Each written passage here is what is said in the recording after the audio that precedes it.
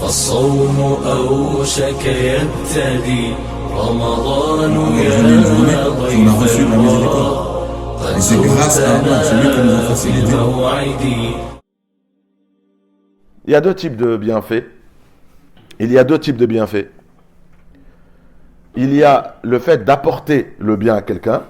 Et le deuxième type de bienfait, c'est s'il y a un mal, tu l'éloignes, tu l'éteins. Et Allah nous dit dans le Coran, la plupart de ce que nous disons, là il parle de notre langue, la plupart de ce que nous disons est contre nous, n'est pas pour nous, n'est pas en notre faveur. Parce que où on dit du bien et Allah nous récompensera, ou on dit du mal et ça sera contre nous. Les anges écrivent absolument tout ce que nous disons. Et Allah dit, la plupart de ce que nous disons ne contient pas de bien. Sauf si ce que nous disons, c'est amara bi sadaqatin. On exhorte les gens à être généreux. On rappelle aux gens qu'il y a des gens qui sont dans le besoin. On rappelle aux gens qu'il y a des gens qui sont dans la misère. On incite les gens à la charité, à la générosité, à faire sadaqa. Allah a dit, cette personne-là, c'est ce qu'il dit, il y aura une grande récompense. Parce que si suite à ça, il y a sadaqa, tu seras récompensé pour avoir exhorté les gens à apporter du bien à ceux qui en ont besoin. Aou ma'rouf, où tu incites les gens, tu les conseilles sur des choses religieuses. Tu vois une personne qui prie pas, tu l'exhortes à la prière, tu l'incites, tu l'encourages. Quelqu'un qui jeûne pas, quelqu'un qui lit pas le Coran, quelqu'un qui fait pas le dhikr, quelqu'un qui a une relation très pauvre avec Allah Azza wa Jal, tu le motives, tu le conseilles, tu l'encourages. Eh ben, faire le rappel aux autres, c'est une grande récompense. Ou éloigner un mal. Ou islahim bayn an-nas. Tu vois deux personnes que tu connais, ou deux personnes que tu vois dans la rue en train de se disputer, et tu restes pas indifférent. L'islah, c'est quand tu vois deux personnes qui ne se parlent plus, deux personnes proches qui se sont éloignées, ou des personnes qui sont en train de se disputer, ou des personnes qui sont en train de s'ignorer, et tu vois ça. Allah il dit, tu dois tous les deux, tu dois les inciter à se réconcilier. Et Allah Azza wa Jalla dit, ça c'est repousser un mal.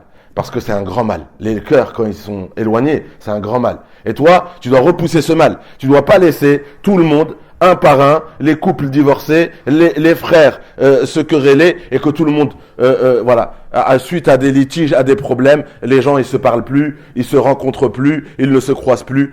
Ça, c'est un grand mal dans la société. Allah, il dit, vas-y, viens, appelle-les à se réconcilier. Si c'est un couple qui veut le divorcer, ne laissez pas faire. Non, on peut trouver un terrain d'entente. On va démêler tout ça. Deux frères, on va trouver un terrain d'entente. Et t'essayes, et Allah Azza wa Jal, à travers toi, il va réconcilier. Et Allah Azza wa Jal dit, celui qui fait ça, ibtira amardatillah, il recherche quoi en faisant ça? Que Allah soit satisfait de lui. Allah lui donnera une énorme récompense pour avoir fait cela. Une fois, le prophète, sallallahu alayhi wa sallam, il a dit à un compagnon, veux-tu que je te parle d'une action, si tu l'as fait, en termes de récompense, tu auras plus que un troupeau de chamelles rousses. Dans l'époque, c'était un signe de richesse. Comme si je te dis aujourd'hui, tu deviendras millionnaire. Il lui a dit, montre-moi cette action, ô Messie d'Allah.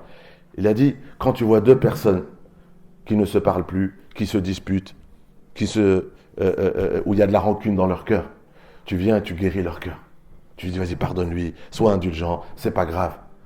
Tu guéris les cœurs des gens qui ont de la haine les uns envers les autres. Et quand tu vois deux personnes éloignées, tu fais le nécessaire pour les rapprocher. Il a dit ça. Et là, le prophète, sallallahu alayhi wa sallam, en nous disant ça, il nous parle de la récompense qui est de réconcilier les gens. Donc, il ne faut pas être indifférent. Allah barak fikum. Ça aussi, notre mission en tant que musulmans. L'opposé, c'est quoi? Celui qui crée la dispute entre les gens. Le prophète sallallahu alayhi wa sallam dit, ne rentrera pas au paradis celui qui prend les propos de quelqu'un et qui va les dire à quelqu'un et après il crée une séparation ou une dispute. Le prophète sallallahu alayhi wa sallam dit, la yadkhulul jannah, parce que c'est une action diabolique, satanique. C'est Shaitan qui fait ça. C'est Shaitan qui veut que les gens se disputent, se font la guerre, se haïssent, se détestent. Un croyant, il ne doit pas faire ça. Toi, tu dois être le contraire. Il dit, si un musulman fait ça, il ne rentrera pas au paradis. Pourquoi? Parce que c'est rien de plus détestable que de créer la division et de répandre la haine. Nous, on doit répandre l'amour, la fraternité, consolider les liens familiaux et les liens fraternels et que la société soit une société de fraternité et de paix. Celui qui est au service de son frère, Allah Azza wa Jal sera son service.